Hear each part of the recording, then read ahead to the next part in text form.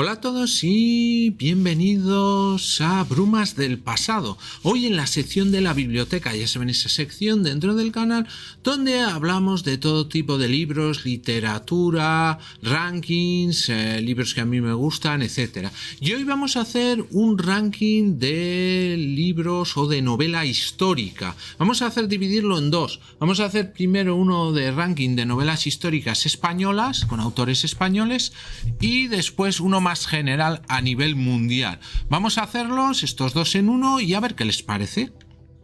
Bien, pues les voy a dar 5 segundos para que se suscriban a mi canal. Ya saben que a ustedes solo les cuesta un solo clic, pero a mí me ayudan mucho para seguir haciendo vídeos. Muchas gracias. Bien, si queremos hablar de la novela histórica, pues primero tendríamos que hablar de los episodios nacionales de Benito Pérez Galdós. Evidentemente necesitaremos paciencia y energía para acabar esta extensa colección de Pérez Galdós, ya que está redactada entre 1872 y 1912, que él dividió en 5 series.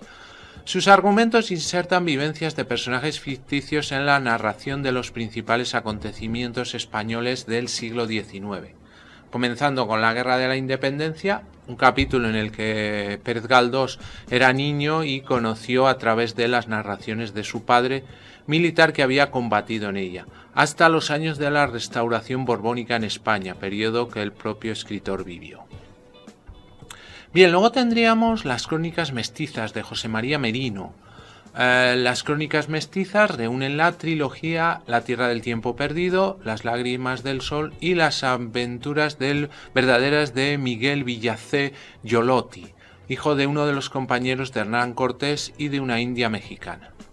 Nos ubica en la mitad del siglo XVI en momentos y paisajes singularmente dramáticos de la conquista, en algunos de cuyos avatares participa Miguel, enrolado en las quimeras y miserias de aquella empresa desmesurada.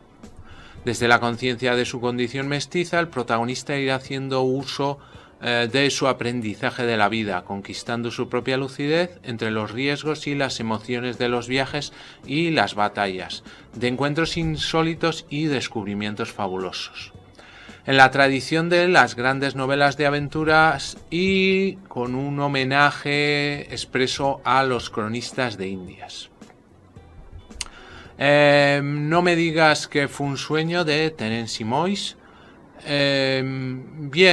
Como saben, el escritor ya fallecido Terence Moix era un habitual del tema del antiguo Egipto y que ejerció en él una constante fascinación. Obtuvo el Premio Planeta en 1986 y el título extraído de un poema de Cavafis alude al enfrentamiento con la realidad que tendrán que acometer sus míticos protagonistas, Marco Antonio y Cleopatra. La reina más fascinante del mundo aparece con toda su fuerza de seducción, pero dotada también de una particular ambición e inteligencia. Cuando Marco Antonio la abandona para casarse con Octavia, no duda en cubrir de luto todo Egipto por la traición sufrida, para inmediatamente sobreponerse y esperar su oportunidad. Tenemos luego El hereje de Miguel Delibes. Miguel Delibes obtuvo el Premio Nacional de Narrativa con esta novela en la que realiza un paseo por el Valladolid de Carlos V. Lo hace a través de la vida de Cipriano Salcedo, un comerciante que se ve envuelto en el cisma religioso provocado por Martín Lutero el mismo día de su nacimiento. Se trata de una novela muy fácil de leer y muy amena, en el que el tema central es la tolerancia y las relaciones humanas, además de las pasiones que las rigen. Sería una de las novelas de este ranking que yo más recomendaría leer. Bien, luego tenemos Soldados de Salamina, de Javier Cercas. El núcleo de la novela es la figura de Rafael Sánchez Mazas, escritor e ideólogo de la Falange Española y colaborador de José Antonio Primo de Rivera, y en particular el episodio de cómo escapó de su fusilamiento. La guerra civil estaba acabando y las tropas nacionales avanzan hacia Cataluña. Las tropas republicanas se retiran arrasando puentes y vías de comunicación para guarecer su retirada. Sánchez Mazas, preso en Barcelona, consigue escapar de un fusilamiento colectivo. Destaca que el autor Javier Cercas se convierte en un personaje de su propia novela, apareciendo como un periodista que investiga este suceso pasado para escribir un libro. Tenemos luego Hombres Buenos, de Arturo Pérez Reverte. Nos comparte cómo a finales del siglo XVIII 2 miembros de la Real Academia Española recibieron el delicado encargado de viajar a París para conseguir de forma casi clandestina los 28 volúmenes de la enciclopedia de D'Alembert y Diderot, que estaba prohibida en España. No era posible sospechar que los académicos se enfrentarían a una peligrosa sucesión de intrigas, un viaje de incertidumbres y sobresaltos que los llevaría por caminos infestados de bandoleros, desde el Madrid ilustrado de Carlos III al París de las tertulias filosóficas, la vida libertina y las agitaciones políticas en vísperas de la Revolución Francesa. Bien, Donde aullan las colinas, de Francisco Narla. Es una novela sorprendentemente corta para ser histórica y su protagonista es en realidad un lobo. Está ambientada en la época romana y Narla parte de la base de las extracciones mineras en Galicia para contar una historia de amor y de venganza que da comienzo cuando unos exploradores romanos dan muerte a una loba. A partir de ese momento, el macho dará comienzo a un viaje en el que cobrarse la vida de los que han dado muerte a su pareja. Es una de las novelas más curiosas a la hora de leer porque es raro que un animal sea el protagonista de una novela y más de una novela histórica. Tenemos luego Patria, de Fernando Aramburu. Esta es igual la que más cercana está a nosotros y que muchos hemos conocido esa época. Patria muestra la historia de dos familias que habitan en un pueblo cercano a San Sebastián, al principio unidas por la amistad, pero pronto enemistadas por la política y víctimas de una creciente animosidad alimentada por las madres, ejes centrales de la narración.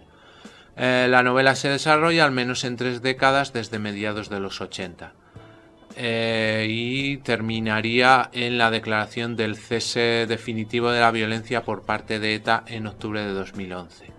Pese a la citada animadversión, algunos de los hijos de ambas familias siguen relacionándose en secreto.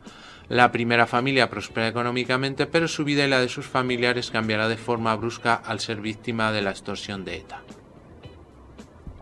Bien, tenemos Tú no matarás, de Julia Navarro. El relato nos cuenta la amistad entre Fernando, joven editor, hijo de un republicano represaliado, y Catalina y Eulogio, que deciden escapar de una España azotada por la guerra civil huyendo de sus agobiantes circunstancias. Durante su exilio recorrerán escenarios como la Alejandría de la Segunda Guerra Mundial, el París ocupado, Lisboa, Praga, Boston o Santiago de Chile. La novela, muy ambiciosa en la creación de personajes y tramas, se divide en 3 libros y cada uno tiene lugar en un escenario principal: Madrid, Alejandría y París. Una historia que encierra muchas novelas, ya que el amor por los libros y la literatura es el motor de muchos de sus personajes. Bien, y tenemos En busca del unicornio, de Juan Eslava Galán, una novela que curiosamente a mí me la obligaron a leer cuando estaba en el instituto y que bueno, al final estaba mejor de lo que parecía. La novela se sitúa en el siglo XV y narra las peripecias que corre un grupo de aventureros a los que se encarga encontrar un cuerno de unicornio con el fin de aumentar la virilidad de Enrique IV el Impotente, rey de Castilla. Narrada de un modo espectacular, con un lenguaje que te sumerge de inmediato en el medievo. Se puede encontrar una aventura con muchos momentos humorísticos y bien dramáticos. Se puede considerar una auténtica joya de la novela histórica en español. Bien, pues empezamos por Los pilares de la tierra, de Ken Follett, que es, en mi opinión, una obra maestra y constituye una excepcional evocación de una época de violentas pasiones. El gran maestro de la narrativa de acción y suspense nos transporta a la Edad Media, un fascinante mundo de reyes, damas, caballeros, pugnas feudales, castillos y ciudades amuralladas.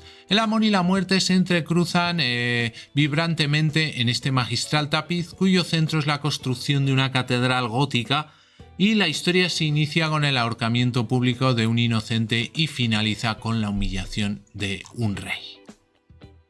Bien, tenemos luego El clan del oso cavernario de Jean M. Auel, en el que un terremoto en la última fase de la era glacial deja a la pequeña Ayla, una niña cromañón de 5 años, huérfana y sola.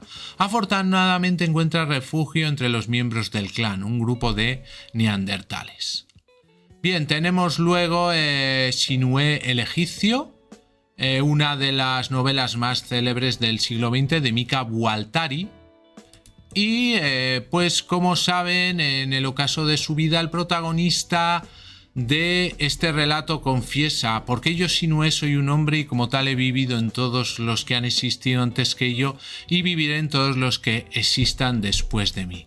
Sinué el egipcio nos introduce en el fascinante y lejano mundo del Egipto de los faraones, los reinos sirios, la Babilonia decadente, la Creta anterior a la Hélade, es decir, todo el mundo conocido 14 siglos antes de Cristo.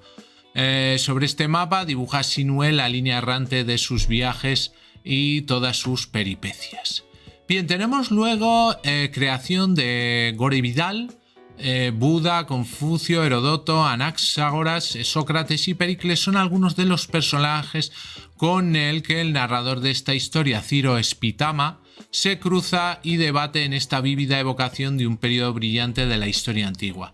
Probablemente con esta obra nació un nuevo modo de abordar la novela histórica que, más que narrar acontecimientos, lo que hace es reflejar un momento cultural, filosófico y religioso de nuestro pasado. Tenemos luego Yo Claudio de Robert Graves. Digamos que en el díptico que integran Yo Claudio y Claudio el dios y su esposa Mesalina, la amplitud y la profundidad de los conocimientos sobre la antigüedad clásica de Robert Graves se conjugan con una prosa que da aliento, una poderosa y viva imaginación capaz de reconstruir toda la grandeza y miseria de la Roma imperial. El primer volumen de la supuesta autobiografía de este singular emperador, destinado a serlo contra sus propias inquietudes, inclinaciones, intrigas, y además se verán las sangrientas purgas y la crueldad de los reinados de Augusto y Tiberio, que culminaron en la locura de la etapa de Calígula. Esto servirá de marco histórico a la trama de la novela. Tenemos luego Memorias de Adriano de Marguerite Yourcenar, y digamos que es una de las novelas más alabadas unánimemente por la crítica, ya que está considerada a menudo la primera novela posmoderna. Marcó un hito en el género de la narrativa histórica y descubrió al mundo una auténtica maestra del arte narrativo.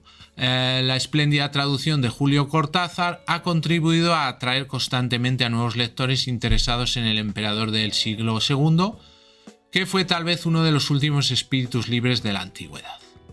Tenemos luego El puente de Alcántara de Frank Baer. Los destinos cruzados de los tres personajes, cada uno de ellos pertenecientes a una de las tres grandes religiones que convivían por entonces en España, se perfilarán sobre un fondo histórico que constituye un vivo retrato de la Andalucía del siglo XI. Una de las mejores novelas históricas de todos los tiempos y uno de los éxitos más imperecederos de este autor. Tenemos luego El país de la canela de William Ospina. Digamos que un grupo de hombres guiados al principio por Gonzalo Pizarro y después por Francisco de Orellana emprenden una expedición en busca de un soñado bosque de canela. Bajo su mando, los 200 españoles, los 4.000 indios y los 2.000 perros de presa, llamas y cerdos que forman parte de la expedición encontrarán increíbles parajes, seres nunca vistos y el más caudaloso de los descubrimientos, como fue el río Amazonas. Tenemos luego, muy conocida, El nombre de la rosa de Umberto Eco. Valiéndose de las características de la novela gótica, la crónica medieval y la novela policíaca, El nombre de la rosa narra las investigaciones detectivescas que realiza el fraile franciscano Guillermo de Baskerville. Quiere esclarecer los crímenes cometidos en una abadía benedictina en el año 1327. Esto le ayudará en su labor al novicio Azzo, un joven que se enfrenta por primera vez a las realidades de la vida situadas más allá de las puertas del convento. En esta primera y brillante incursión de Umberto Eco en el mundo de la narrativa, dio una manera de concebir la novela histórica.